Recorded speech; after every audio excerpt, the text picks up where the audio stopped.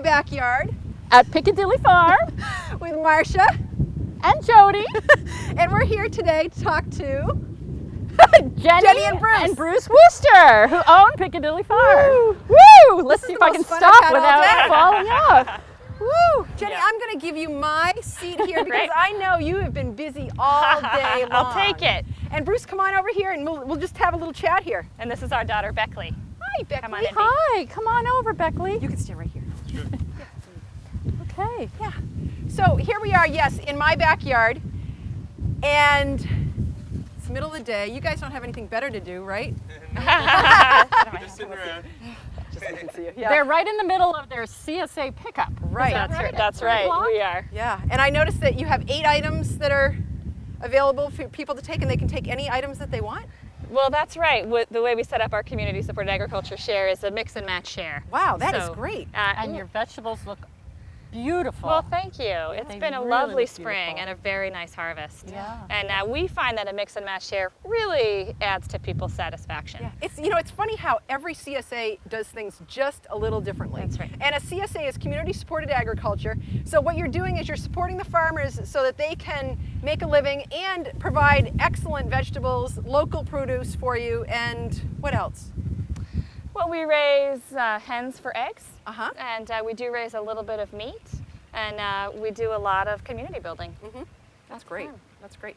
When we interviewed you for Monadnock Table, you had mentioned that you wanted a teeny little homestead farm. Can you tell us a little bit about that? I mean, what happened? You have this huge farmstead here. Well, more than 10 years ago, when Bruce and I started farming together, we were much more idealistic about what might be possible. And as the years went by, we realized we really wanted to make our living from the farm. And so to do that, we had to sort of scale up our ambitions a little bit. And so here we are farming.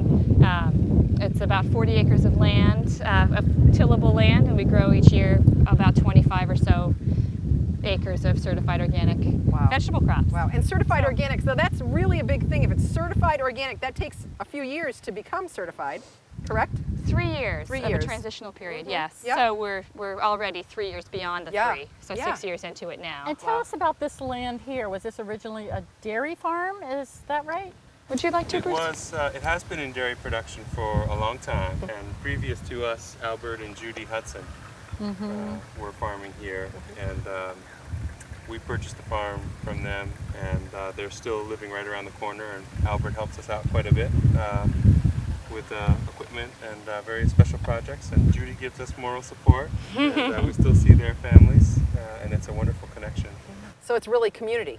Yeah. Yeah, that's It great. is. That's great. And it's here in Winchester, but at South Parish Road, I have never been down this road. I've heard of it. I have a friend that lives on this road, but I've just never been this way. But this is a beautiful location. It's not the typical Winchester that you all hear about. It's beautiful. I think Winchester is really coming around and turning itself into a place that everybody wants to live now. Interesting. Well, we were newcomers to Winchester 6 years ago, and we were surprised to understand that Winchester is a rural community, but not really an agricultural community. Right. But of course, we met the Cheshire Garden folks and our other neighbors who do maple sugaring, and now Manning Hill Farm has opened, and we feel like down here there's a nice little nook of local agriculture happening. Right. I think there was a few years there that people forgot about agriculture. They just assumed that all of your fruits and vegetables just miraculously appeared on the shelves, and that your milk just came in a carton. It didn't come from a cow. You know that milk comes from a cow? Yeah. Right, goodness. Beckley knows all about that. Though you don't have cows.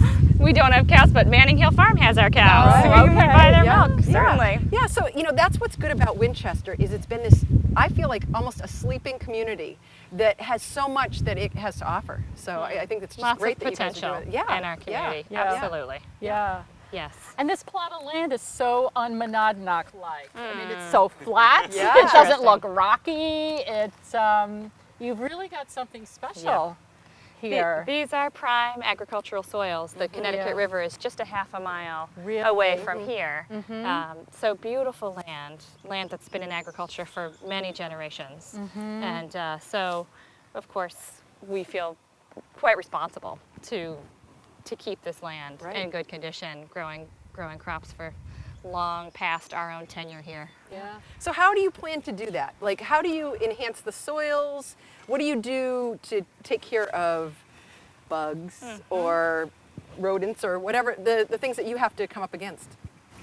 Well, there's a mixture of practices, but good and healthy soil will produce good and better crops with fewer problems from bugs and other diseases and those kinds of issues.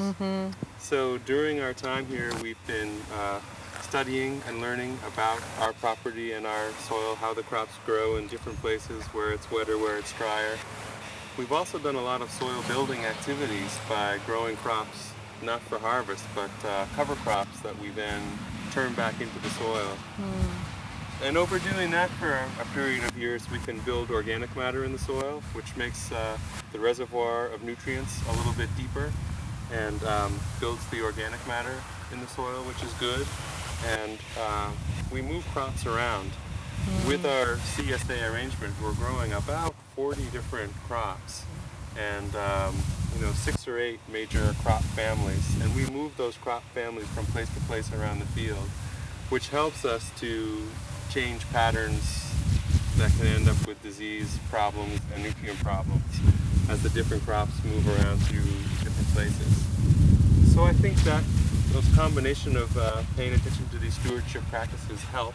And now that we've got some chickens running around the farm, they're giving us some fertilizer too as we move Are they from free place to range? place. Do you let them go out into the? They range in a section of portable electric fencing. So we Oh, have these sort okay. of movable rectangles Yeah. with a covered wagon Uh-huh, inside right, where they I've can seen them, yeah. roost at night and where they lay their eggs. So we can choose where we put that coop. Where And, you need it fertilized the most. Yeah, where we Uh-huh. need to fertilize, and also we don't want to have it right where the crops that we're about to harvest are, to keep the chickens separate from the harvest. But after the harvest, then we can bring in the chickens, they can eat up some of the bugs and take care of some of the crop residues and close the loop, as it were. Yeah. Yeah. Now, how does your business work? You have how many CSA members? We are offering CSA shares locally, and we also take shares back to the eastern Massachusetts area, which is where we farmed previous to now. So we're at about 700 CSA shares. Oh my, About a third of them local, Right. and 2/3 of them in eastern That Massachusetts. is amazing. that's a And, lot of people that you're providing an excellent product for. A lot of shareholders with a good-sized, dedicated work crew as well. And we like to do it in a way that maintains a small farm, family farm feel. So Bruce and I are running the show day to day, and we do a lot of small-scale events, really fun here and in eastern Massachusetts, potlucks and hay rides here and things like that, to really sort of get the message across to the group of shareholders who are eating our food. This is just us, a family and a handful of folks doing our best to grow good, healthy food here, and we feel very well supported by our group of shareholders, both here and in eastern Massachusetts. So it's been a lot of fun to build our business. I can add, we keep in touch with everyone via newsletters, which we send out through electronic mail. Excellent. And then we also have some paper copies here at the farm. And we write some of the same things in the news. Different newsletters go out each week to the different groups. And a lot of it we can cut and paste some of the same text, but then we also write, a special tailored specific message for who's getting that produce on that day.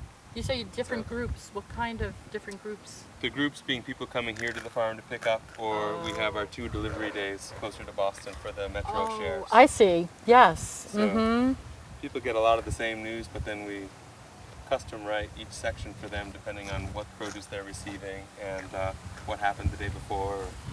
Now, how do you have a summer CSA, spring and fall, and do you go through the winter? We don't.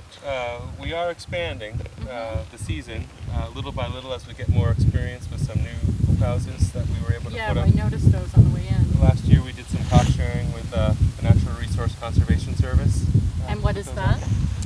That's a branch of the government, a branch of the USDA, and they have a program where farms and farmers can apply and do some cost sharing to enact good practices, like for us putting up these hoop houses, which will allow us to extend the season and do a better job of growing some of our crops under cover rather than out in field areas that may be subject to erosion or other kinds of stewardship problems. But there was another part of that question. I guess I was interested in the different types of people that you are reaching. You know, you're reaching the people all the way in almost in Boston. Here, there was a third in Boston, a third locally, and then a third somewhere else. Is that? Did I catch that right? It's more like about 2/3 closer to Boston and 1/3 here. You were asking about the structure of the shares and how long the season goes. Yes, exactly. So we offer what we call a full season share that runs from the beginning of June through Thanksgiving, plus a chance to tack on a couple of extra pre-packed boxes in December, and a chance to have a shorter season in the summertime, just from the end of June through about the middle of September.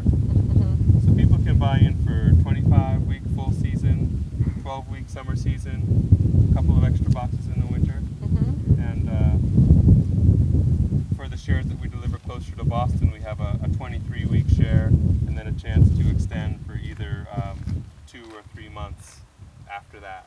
It sounds like you guys have a lot of options. It must be a lot to take care of, bookkeeping wise. We do have some administrative details to deal with, and I think that's been part of the surprise for both of us in running a business, is realizing, oh yes, we're not just farming. We're human resources, we're marketing, we're the whole kit and caboodle. So we've certainly taken some missteps and figured out a lot of things along the way.